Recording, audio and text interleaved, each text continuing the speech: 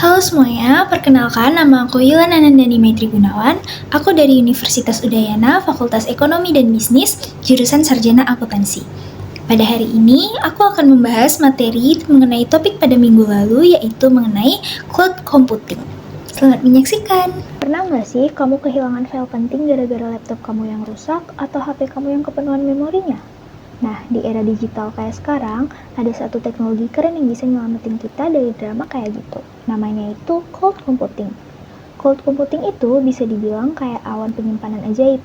Bukan awan beneran ya, tapi tempat di internet buat nyimpen data, aplikasi, dan file biar bisa diakses kapan aja dan dari mana aja. Selama ada jaringan internet, cloud computing ini bisa diakses dengan lebih mudah.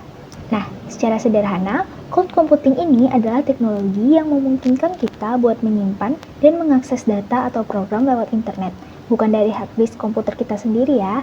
Jadi, kalau ada cloud computing ini, kita jadi lebih mudah mengakses dan juga tidak memakan ruang penyimpanan di komputer ataupun HP kita.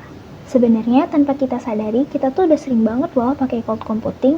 Misalnya nih, waktu kita lagi upload foto ke Google Drive, iCloud, ataupun Dropbox, itu udah termasuk kita mengupload data kita dengan menggunakan cloud computing. Terus juga waktu kita lagi nonton film nih di Netflix, itu juga contoh cloud computing loh, karena filmnya itu nggak disimpan di HP kamu, tapi di server cloud Netflix.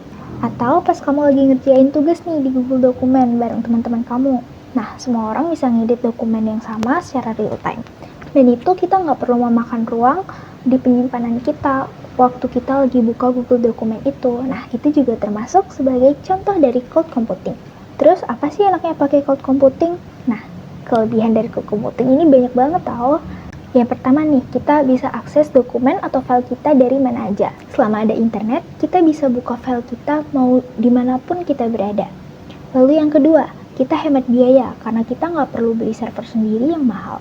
Terus yang ketiga, penyimpanannya itu lebih fleksibel. Kalau kita butuh ruang lebih, kita tinggal upgrade cloud computing ini aja.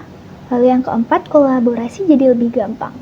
Kita bisa kerja bareng teman dalam waktu yang sama tanpa ribet kirim file bolak-balik. Kayak contoh yang aku bilang tadi, waktu kita lagi ngerjain Google Dokumen bareng teman-teman kita. Nah, tapi teknologi ini juga nggak sepenuhnya selalu sempurna ya. Ada juga nih kekurangan-kekurangan dari cloud computing. Yang pertama, kita butuh akses internet. Jadi kalau koneksi kita lemot atau lambat, ya kita siap-siap aja bakal ke disconnect ataupun harus relog ulang. Lalu yang kedua, ada masalah privasi dan keamanan. Nah, karena datanya disimpan di server pihak lain, jadi ada resiko data ini bocor kalau keamanannya kurang. Lalu yang ketiga, kontrolnya terbatas. Jadi, untuk akses kita harus bergantung nih sama penyedia layanan cloud-nya. Nah, jadi cloud computing ini sama kayak penyelamat dunia digital yang bikin hidup kita jadi lebih praktis dan efisien. Selama kita bijak dan tahu batasannya, teknologi ini bisa bantu banget buat belajar, kerja, bahkan hiburan. Sekian penjelasan dari saya, terima kasih telah mendengarkan. Sampai jumpa.